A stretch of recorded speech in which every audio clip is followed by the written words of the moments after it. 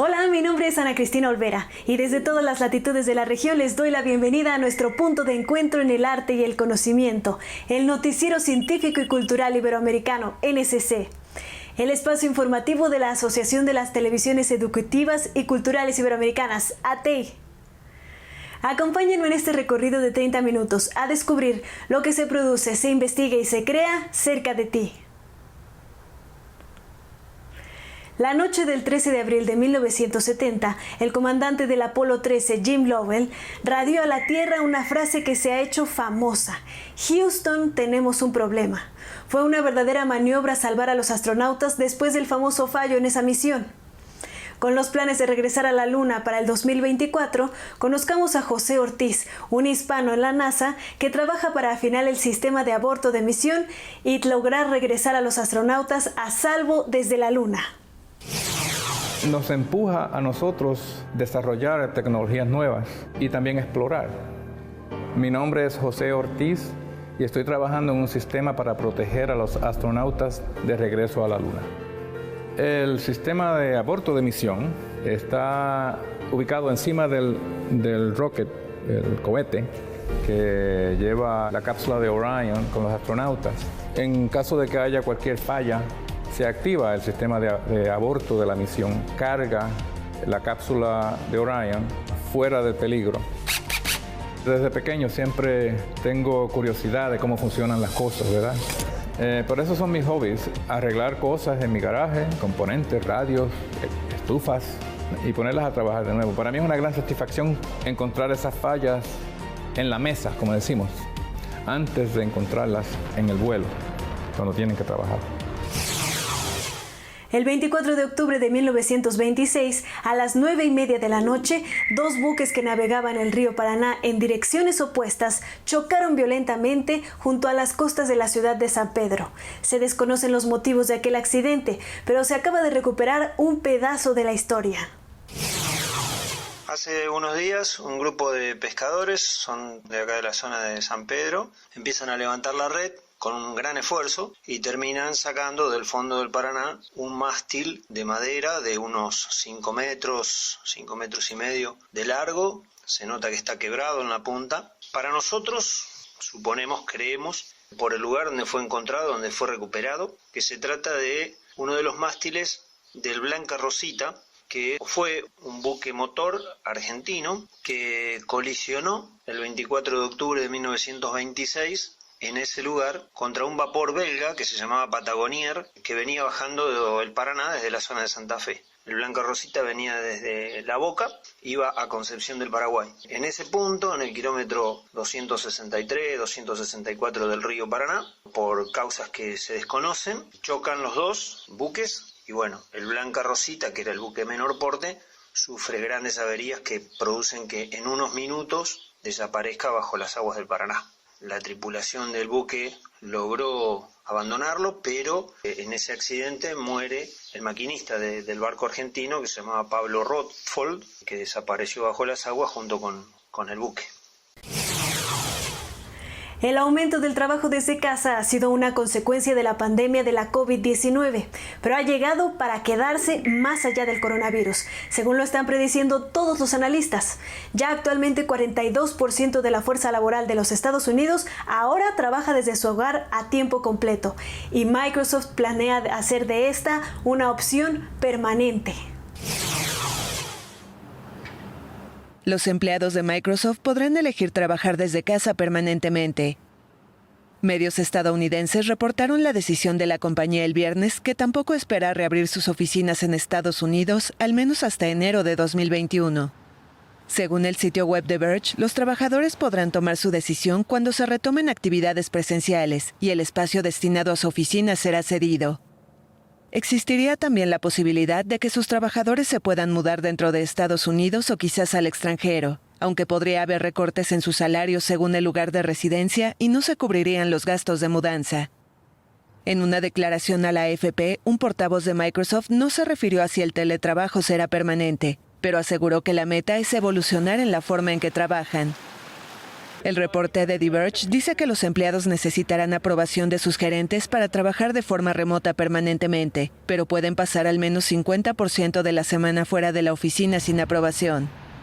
Algunos empleados no serán elegibles para acuerdos de trabajo remoto, como los que trabajan en laboratorios o el personal de capacitación.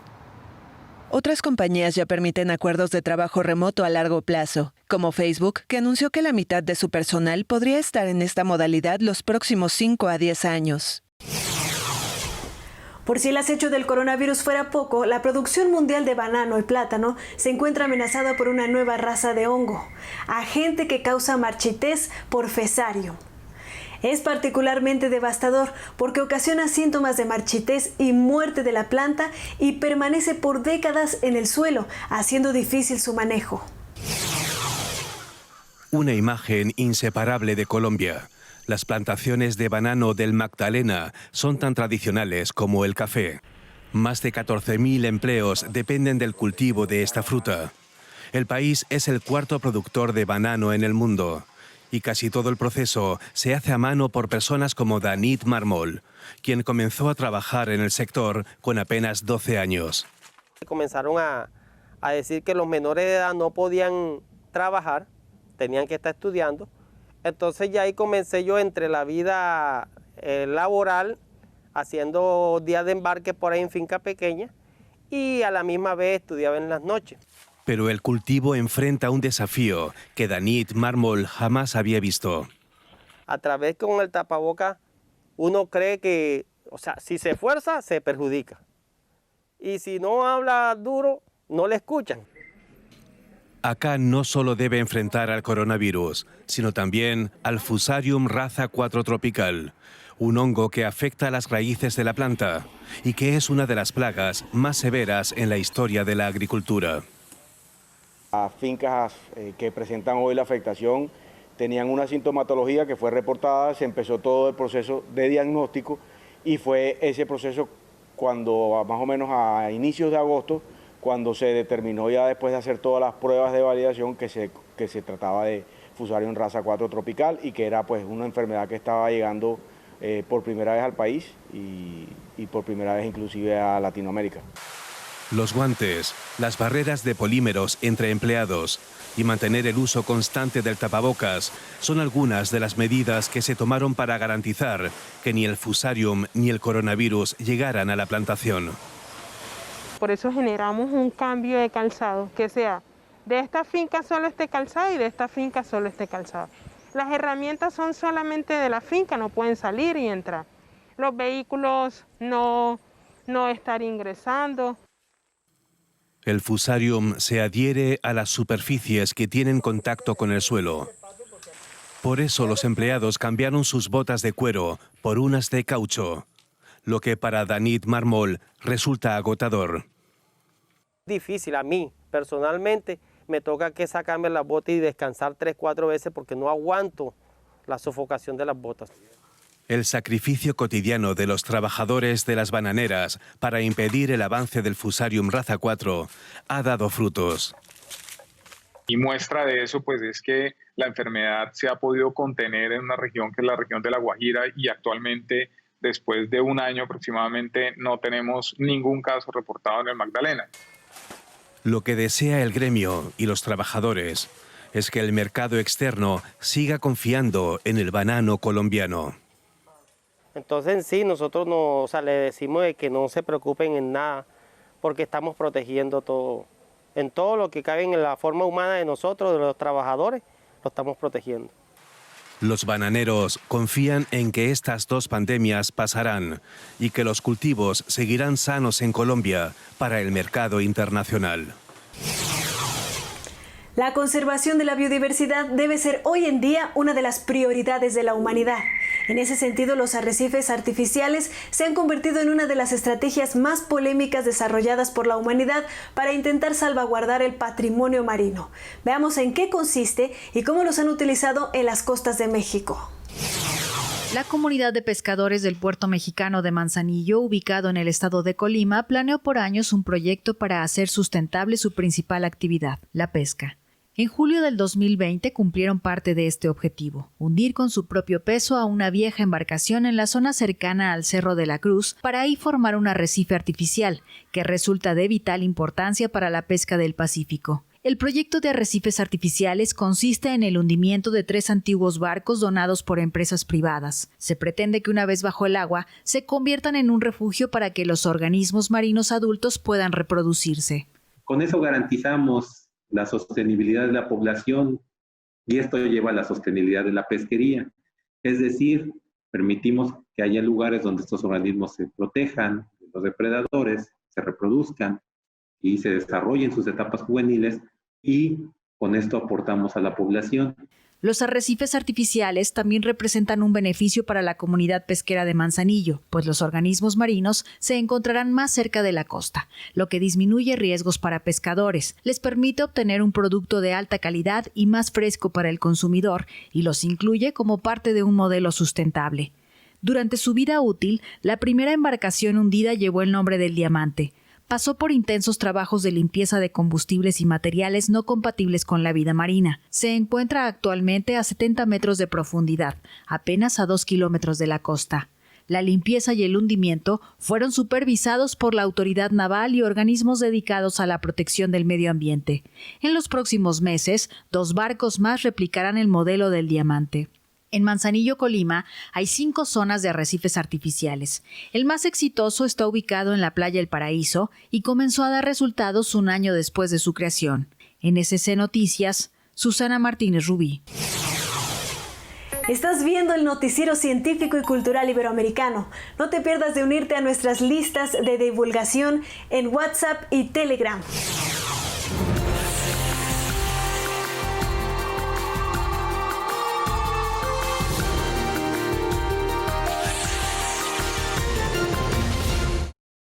Las conversaciones con los universitarios más destacados, detalles de sus trayectorias, proyectos, ideas, estrategias y planes de trabajo. Soy Raúl Teja y te invito a que seas testigo de los diálogos universitarios.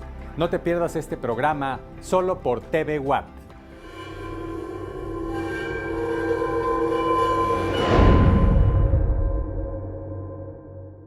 Conozca la información detallada de las últimas noticias en la Universidad Autónoma de Tamaulipas en Watt Informa, el noticiario de los universitarios. Con transmisiones en todo Tamaulipas y en el Valle de Texas. Ubica el horario de tu localidad. No se lo pierda, esto es Watt Informa.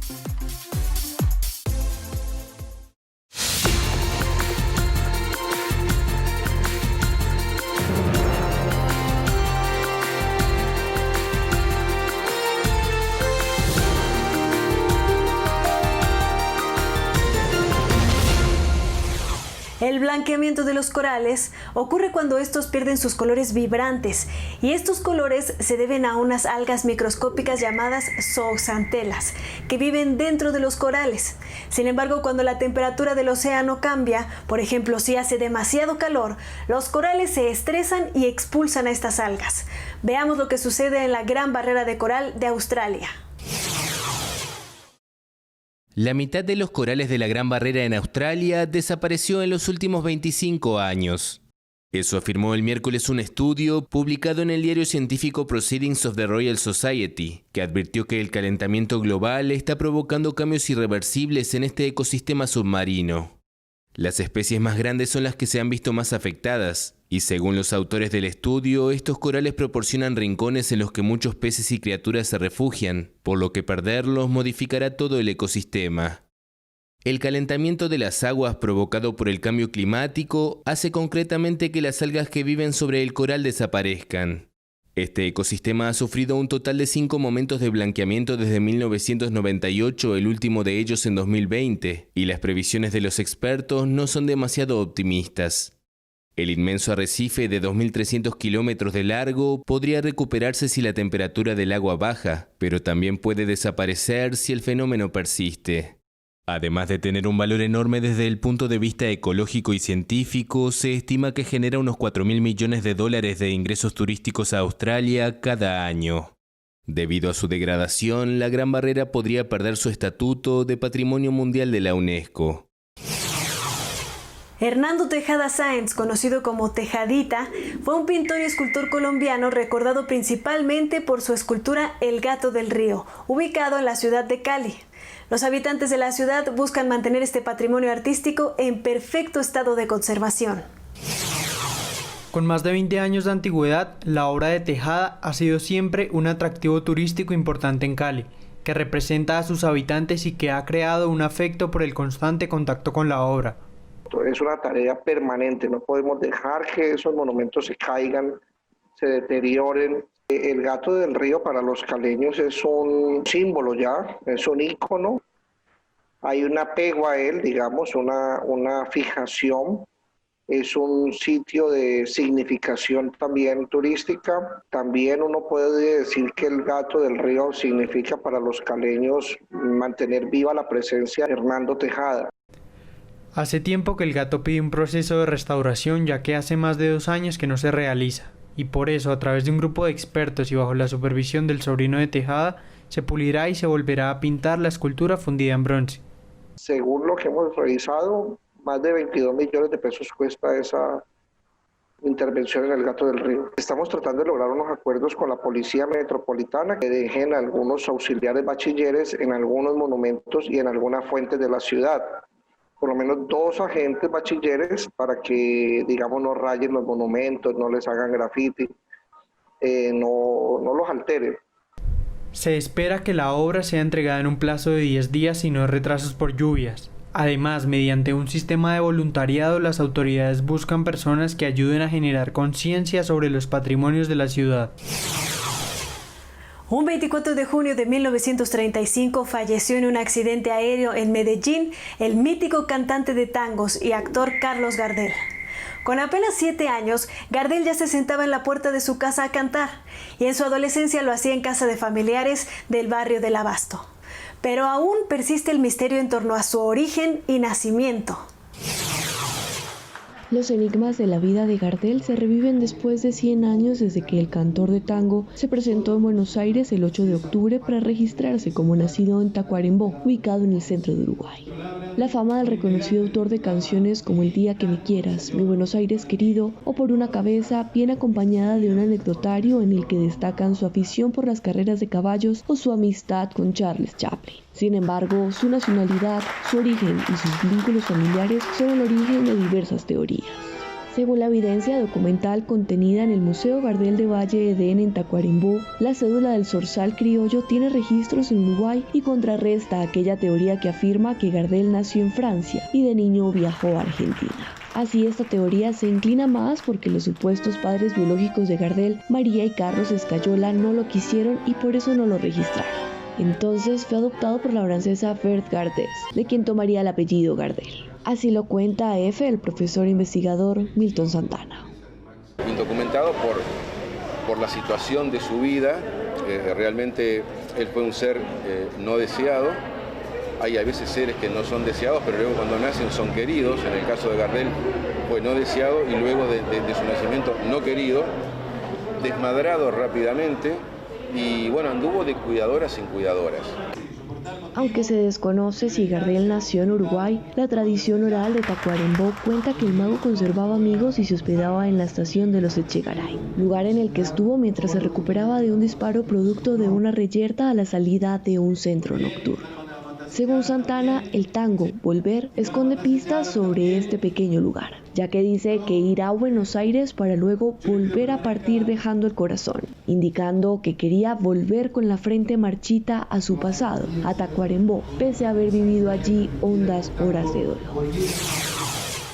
La decisión de elegir a las 100 personas más influyentes, según la revista Time, se inició con un debate en el Centro Kennedy en Washington, D.C., el 1 de febrero de 1998. La primera lista fue publicada en 1999 con las 100 personas más influyentes del siglo XX. En el 2004, la revista decidió hacer la lista de manera anual. Y en este 2020 destaca a personajes muy interesantes, como a una líder indígena de la Amazonia. Ella es la líder indígena Nemonte Nenquimo, de la nacionalidad Guarani, en la Amazonía ecuatoriana.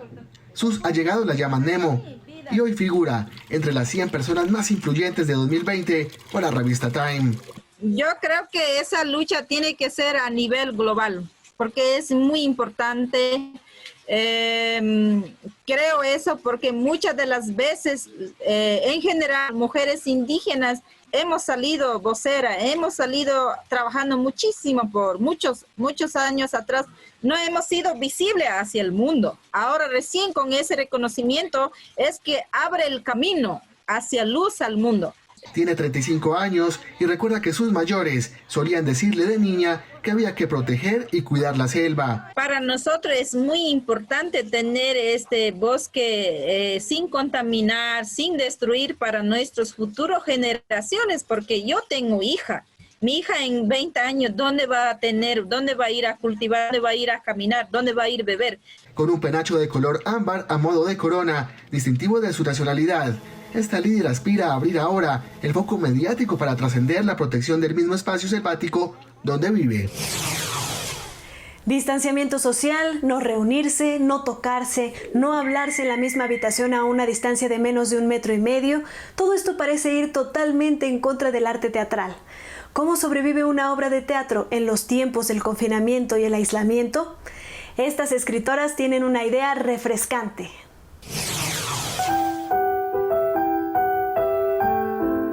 Cuando la cuarentena se declaraba en Estados Unidos durante la primera semana de marzo de 2020, la artista uruguaya Ana Tiscornia y la argentina Liliana Porter, ambas con residencia en Nueva York, decidieron escribir una especie de obra teatral actuada desde la distancia. Así surgió Teatro de Primera Mano para Tiempos Nuevos, pieza que se presenta en el espacio virtual Sala 10 del Museo Universitario de Arte Contemporáneo. Esta pieza es una producción de las artistas Liliana Porter y Ana Tiscornia, que desde Manhattan, desde Estados Unidos, idearon un guión y una dinámica con actores localizados en Buenos Aires.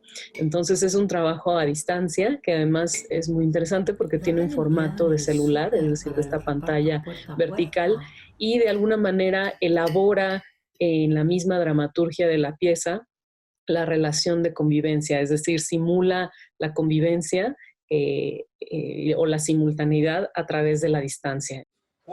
En la pieza de 21 minutos, los artistas experimentan la posibilidad de cenar juntos en una mesa, compartir el gozo de la lectura, el baile, la poesía, la temporalidad. Reflexiona precisamente sobre la temporalidad en la cual vivimos y también sobre las posibilidades de producción artística en estos tiempos de crisis, de confinamiento, de aislamiento social y de alguna manera también las posibilidades de un teatro nuevo o un teatro distinto a como estamos acostumbrados. También quisiera añadir que tuvimos la enorme fortuna de que un crítico teatral muy importante en Argentina, Jorge Dubati, escribiera un texto que plantea, digamos, las dificultades de las artes escénicas en estos momentos en donde no existe la presencia, en donde no existen los cuerpos, tanto a nivel teatral como los espectadores. Y entonces pensar en estos momentos en la idea de un teatro como ausencia.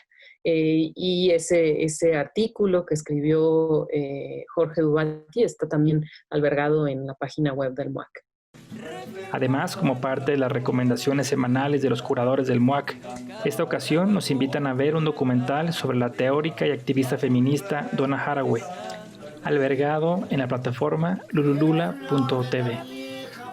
Es un documental pues muy interesante que se llama Cuentos para la Supervivencia Terrenal y evidentemente aborda todos estos temas que han sido parte del cuerpo teórico de Donna Haraway. Es muy interesante porque al mismo tiempo tiene una lógica mucho más juguetona, no nada más académica, en donde explica temas muy complejos vinculados a lo que ha reflexionado Donna Haraway, pero de una manera, digamos, casi como de un cuento infantil. Para más información de esta y futuras actividades del programa MUAC Donde Estés, visita las redes sociales del MUAC.